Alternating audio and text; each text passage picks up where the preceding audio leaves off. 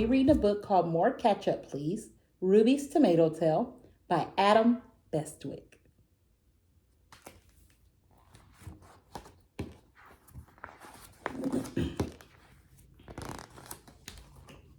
Take note of this true story.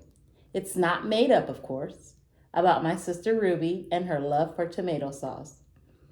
If you do know someone who is a ketchup fan, please make sure you tell them how our problems all began. When Ruby was a baby, Dad made a big mistake. He fed her the wrong bottle when he wasn't quite awake. From that day on, it all went wrong, and nothing passed her lip without a generous topping of Ruby's favorite dip.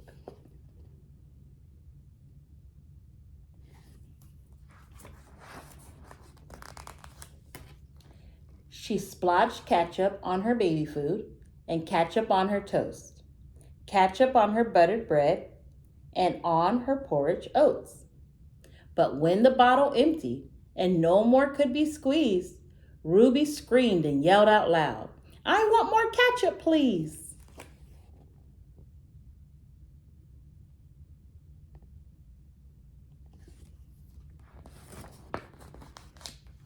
As Ruby started growing up, one bottle didn't last. Our little local corner shop was running out too fast. Ketchup out of stock. Sorry. That's $685.50 altogether, please. Dad went to supermarkets and emptied all their shelves, and staff were filling carts like busy little elves.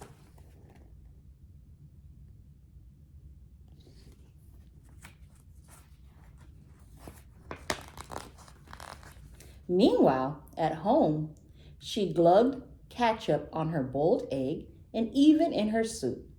Ketchup on her ice cream too that poured out with a gloop. But when the bottle emptied and no more could be squeezed, Ruby screamed and screamed again.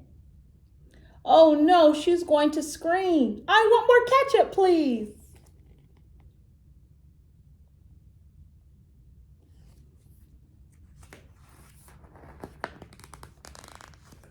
To keep our Ruby quiet and avoid her piercing shriek, my dad would shop for ketchup maybe 18 times a week.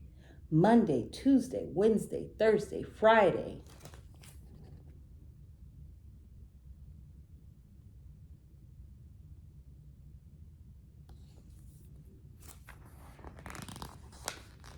I suggested to my mom, let's make ketchup of our own. So we made our back garden a tomato growing zone.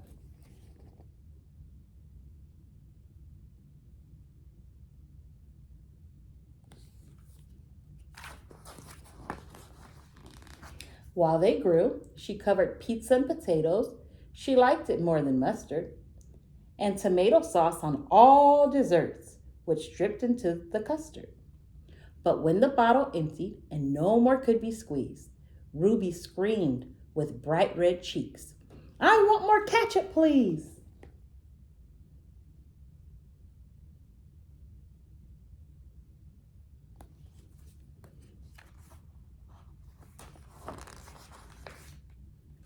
Dad sprayed tomatoes day and night to make them grow more quickly, while Ruby kept on eating sauce. It didn't make her sickly.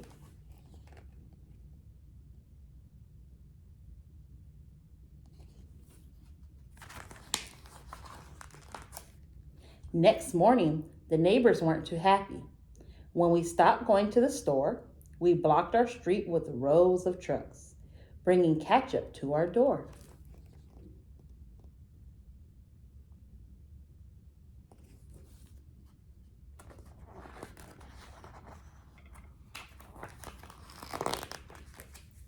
As they delivered, Ruby glopped ketchup on her donuts and smeared it round her lips, ketchup on her Brussels sprouts, and loads more on her chips.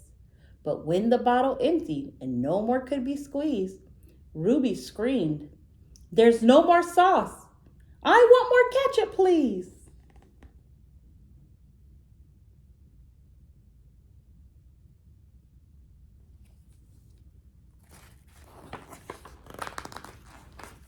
Ruby's news went round the world as supplies were running low, while we squished our own tomatoes just as fast as they could grow. Mom called on all the countries from Japan to the United States. Send every ketchup bottle that you have in wooden crates.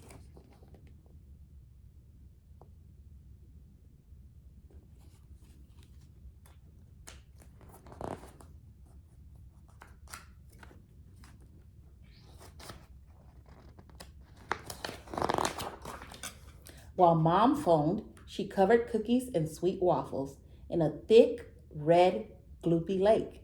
And Ruby even splodged it all over chocolate cake. But when the bottle emptied and no more could be squeezed, Ruby screamed, "We're running out! I want more ketchup, please!"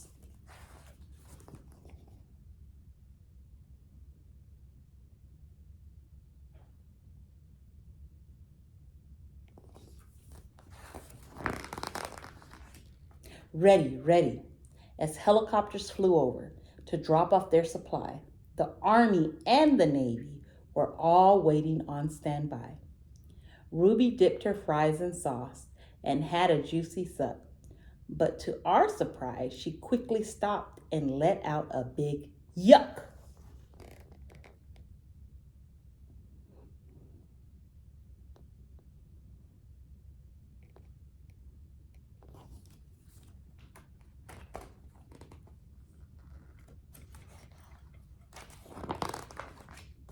Then Ruby said, "I don't like ketchup anymore. I'm finished with red dip. Send the helicopters back. They've had a wasted trip. Tomato sauce is history. It's time to try new ways. From now on, Mom, I'll have my food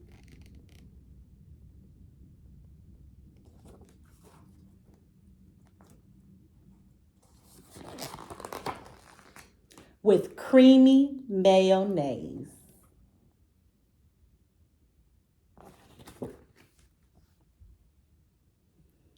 Again, the book is called More Ketchup Please, Ruby's Tomato Tale by Adam Bestwick. And the message of the day is have fun and enjoy ketchup and mayonnaise. We'll see you next time.